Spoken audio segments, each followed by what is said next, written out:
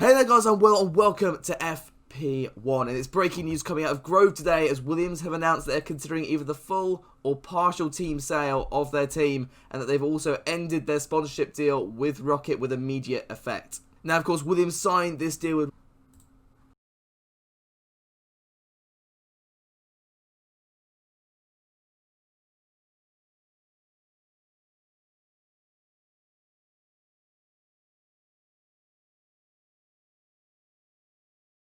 what the f***?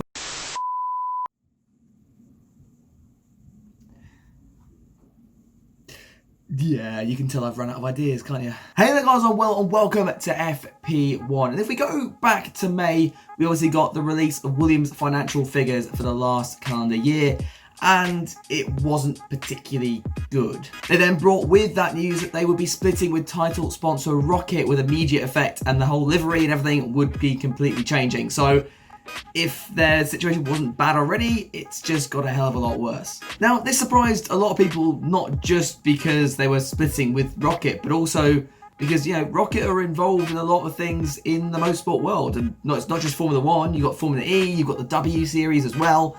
And then all of a sudden, they've decided to get rid of the one that's going to give them the most publicity and fame. So what's going on there? Now, at the time, ROKiT did say that, you know, they were thinking of continuing their involvement in Formula 1 in some way. And that, again, confused a few people because, well, if you can't pay Williams, how are you going to be able to pay anyone else? But in the last couple of days, there have been rumours surfacing that ROKiT have agreed a deal with Mercedes, of all people. And yeah, I think we're all in this state of shock and utter confusion. So let's talk about it.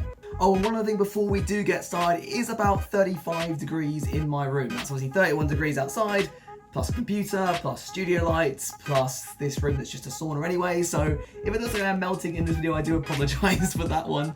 Not the best with the start face cams on, is it? But hey, oh well. Yeah, anyway, let's get into this.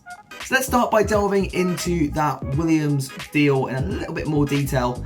So there's no actual figures out, but the rumoured value was it was around 25 million between Williams and ROKiT. So that's quite a big chunk of money that Williams would be expecting to come in. Now, a 10 million sum of that was not paid by ROKiT. At least these are going from the rumours anyway. And that was why Williams instigated the split between the two parties. Now, this is going to be quite important. We'll come into it a little bit later. But yeah, the fact that Williams have instigated this split, not ROKiT, could have some ramifications as to why this situation has come about now. Now, like I said, you know, ROKiT is involved with the Venturi team in Formula E. It also sponsors the W Series as well. So, you know, it's a bit weird to see them just get rid of Formula 1 because that's where they're going to get the most publicity, even if it is going to be trundling around the back, which was where that Williams sadly was last year and probably will be again this time around. So, yeah, maybe we should have seen something like this coming, but yeah, I think it's just, especially as it's Mercedes, it's not just, say, a Ferrari or someone that is not affiliated with Williams at all. It's instead a team that supplies Williams and had a very good working relationship with Williams. And I do wonder if the relationship between those two teams is going to change quite a lot now. Obviously, Williams are housing Mercedes Junior George Russell. I don't think that's going to change, but any future leeway between the two teams and any future deals and partnerships might be tarnished a little bit by this situation. I don't know. Now, I should state this is still just rumours and there's nothing that's been officially confirmed, but it is looking very, very likely. And going back again to the time, there was a few rumours floating about that ROKiT were in talks with about 4 different teams about getting some sort of sponsorship deal going. So yeah, these have only really surfaced now, but apparently back in May, it was quite prominent, but just kind of fell underneath the radar. But hey, there we go. It's a very strange one. Now, what will ROKiT's presence be on this Mercedes car? Well, I think it's going to be a lot less than what we've seen on the Williams car. I mean, obviously, Williams is a title sponsorship. That ROKiT logo will be plastered all over the overalls, the cars, the team personnel, everything, even the team logo. This isn't going to happen at Mercedes. Mercedes have got Petronas as their title sponsor. That isn't going to change. It's going to be more something along the lines of maybe the presence that Ineos have on the car, or perhaps even less than that. We're not sure. Obviously, this deal hasn't been confirmed yet, so we don't quite know the capacity between, or at least the finer details between this deal between ROKiT and Mercedes, if it does happen. But like I said, it's looking very, very likely at the moment. So in regards to ROKiT, is this a good move for them? Well, yeah, because if you think about it, they're going to go from being on the back of the grid, and yeah, they were plastered all over the car, but those Williams cars were so far behind, they weren't really being shown much on TV, all the way over to the guys that are currently, you know, 6 times in a row winning the World Championship for both drivers and constructors.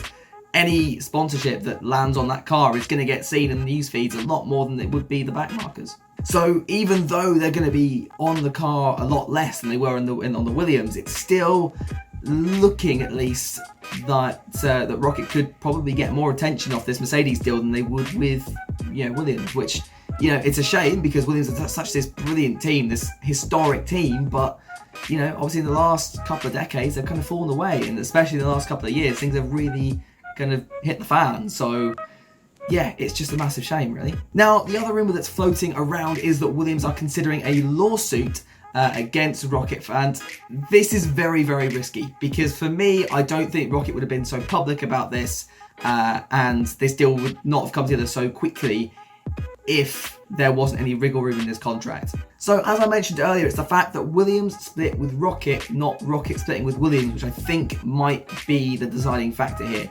And because Williams split and instigated that split, it still technically gives ROKiT the ability to go and talk to other teams and go back onto the grid somehow. Now, the whole reason behind that split, it gets a little bit more complicated, because obviously the rumour floating around is that ROKiT couldn't pay this 10 million, and now it's kind of looking like, is it they couldn't pay or they just didn't pay? Now, a lawsuit that Williams wins is going to be good for them. They're going to get a lot of money out of it. But like I said, I feel like ROKiT they're not going to be stupid here. If there is any chance of a lawsuit that's going to cost them millions of pounds in this economic climate, there's no way they're going to take that risk. They must have found some pretty solid loophole in their contract to kind of get out of it and be able to still talk to other teams. So I feel like if Williams do go ahead with this proposed lawsuit, which has not been confirmed, I must be clear on that one. At least at the time of recording, there's been no legal action filed against ROKiT from Williams. But if it does happen, and Williams lose, that's going to put them even further into the red than they already are. As a team that are trying to get sponsors in, it's not going to be brilliant for them on a street cred front.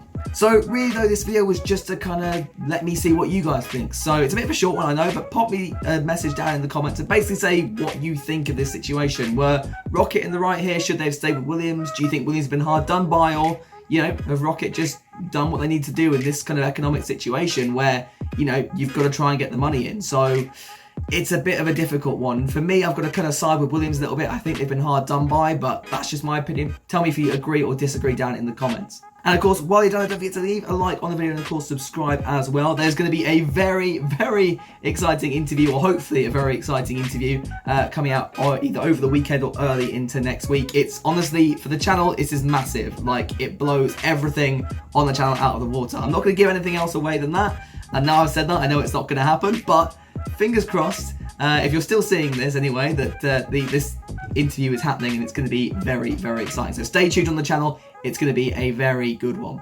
But yeah, that's it from me then. Have a lovely rest of your week and I will catch you all in the next one.